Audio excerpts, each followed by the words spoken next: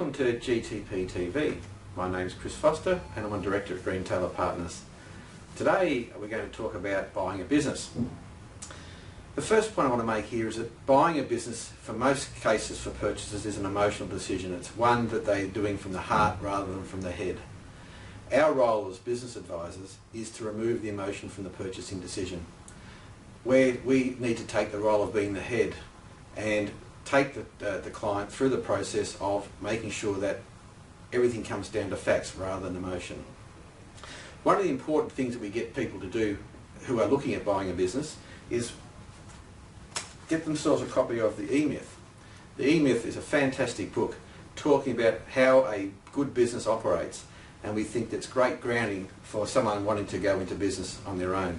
And in fact, we recommend it to people in business now that they should look at getting a copy of the E-Myth, available from all good bookstores, because the reading in that will actually change your life and how you operate your business.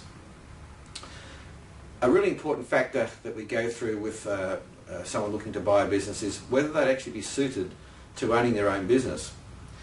Owning your own business requires you to take on a number of roles, and as outlined in the E-Myth, you need to be an entrepreneur, a manager, and also a technician in many cases doing the work. So we've developed a little questionnaire that potential business purchasers can go through to determine whether their personality really suits being in business. Of course, this is only an indication as to whether they will suit a business, but it certainly gives some good insights. The next step is to look at the motivation. Why is the person wanting to buy this business? And it's really important to understand this, because one of our important tasks at that point is to look at whether the business can deliver what the purchaser wants. Now, if the purchaser is looking for an easy lifestyle, then they shouldn't be buying a business that requires them to work 7 days a week. Another important factor in the purchasing decision is how much is a business worth? How much should you pay? We generally find that most business vendors have an inflated opinion of value for that business. It's based on sweat equity. If we worked 40 years in this business, it's got to be worth a lot of money. Or in a lot of cases, it's based on what they need to finance the next stage of their life. Are they retiring, buying another business? How much do we need to do that? Let's base the value of the business on that.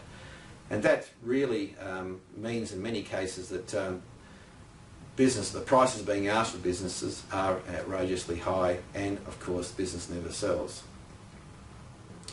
As an accountant or advisor to a vendor of a business, it's our responsibility to be honest and tell them what a business is worth based on the numbers. Now, this can be distressing to a vendor, but it can mean that if there's a reasonable figure that can be developed and agreed upon, then the business will sell within a reasonable amount of time.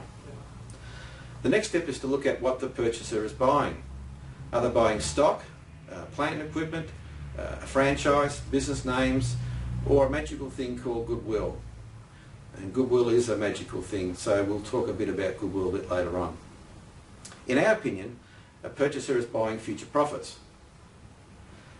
And what are future profits? They're very difficult to actually predict.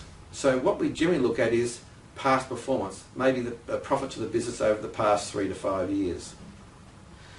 We do need to make some adjustments to those figures for anything that's particular to how the vendor runs the business, such as interest costs they might be paying.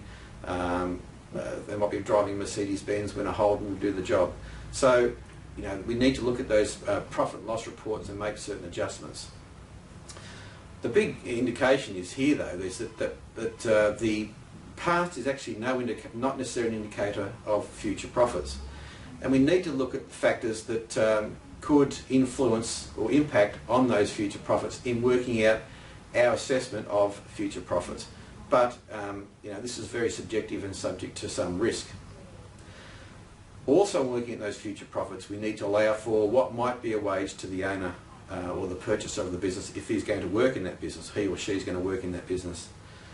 Because in many cases, these people are looking to leave other jobs where they're getting paid good money to go and work for themselves. So you need to build that into the equation.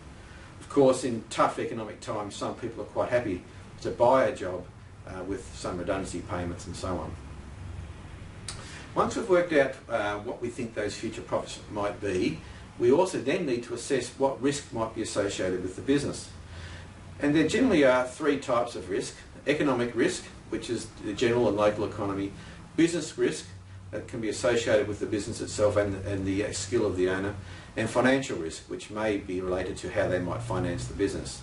Obviously, if a purchaser is borrowing a substantial portion of the purchase price, that is introducing another risk into the running of that business, and also the ability of the business to fund future profits. Things we would also build into this sort of assessment would be the dependence of the business on the vendor. And we find a lot of cases with the sale of hairdressing salons, the goodwill associated with that business is generally associated with the person, what we call personal goodwill, and potentially won't go with the purchaser. We also look at the reliability of the income, and also whether there's contracts in place for a regular income stream into the future. Obviously, if the income fluctuates wildly from year to year, then the assessment of risk will be that that risk would be much higher. Where the industry is with growth, if the industry is stagnant, not growing, then the risk factor might be sort of neutral. But if the industry is shrinking, then there's obviously going to be a higher risk. We wouldn't be prepared to pay as much for that sort of business. Or if the industry is growing, we might be prepared to pay a bit more on the basis that the profits of the business and revenues are going to rise into the future. So from the assessment of risk, we need to come what we think might be a reasonable return on investment. And this is a very subjective estimate, and challenges valuers on a regular basis to what might be an appropriate return on investment. But it is a skill which comes about through experience. There are also packages out there which aim to determine what the appropriate return on investment would be, and certainly in very complex valuations we'd be looking to use those packages. So using our assessment of future profits and our assessment of what an appropriate return on investment might be, we then come up with a valuation for the business. Now, generally it won't be a fixed figure. It will be essentially a range based on an appropriate range of return on investment. And the valuation that we come up with would include equipment, stock, and, if the vendor is lucky, goodwill. Buying a business can be quite daunting and also quite risky. So to help potential business purchasers understand the process, we have this guide to buying a business, which we make available to our clients to read so that they can understand the process that we as business valuers will be going through to determine what a business is worth.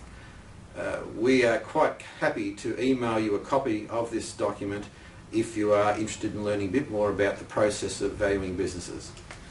So at this stage, hopefully this is just a very basic outline to the process of what we do in helping people buy businesses, and particularly the important valuation process.